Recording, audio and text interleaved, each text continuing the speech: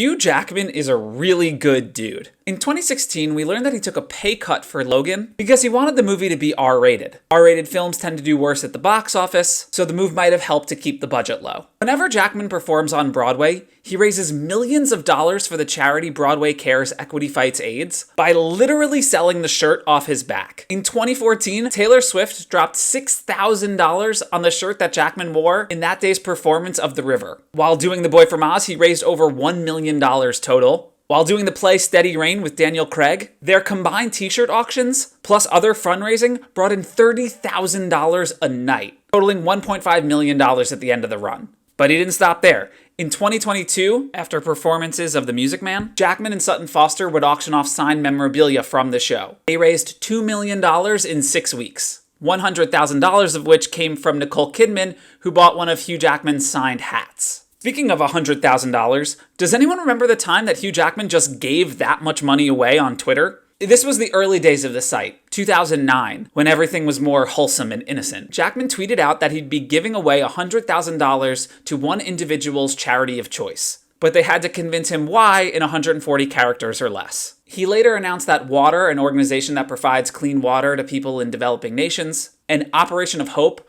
a group of doctors who provide free facial reconstructive surgeries for children in developing nations, would be getting $50,000 each. And then there's Hugh Jackman's Laughing Man Coffee and Cafe. This is no mere vanity brand for the actor. Its purpose is to provide a marketplace for farmers in developing countries to sell their products in the US. And all the proceeds from the fair trade coffee that's sold go to Jackman's foundation, which supports educational programs, community development, and social entrepreneurs around the world. And that includes 100% of the profits that Jackman makes off the physical location, Laughing Man Cafe, in New York City.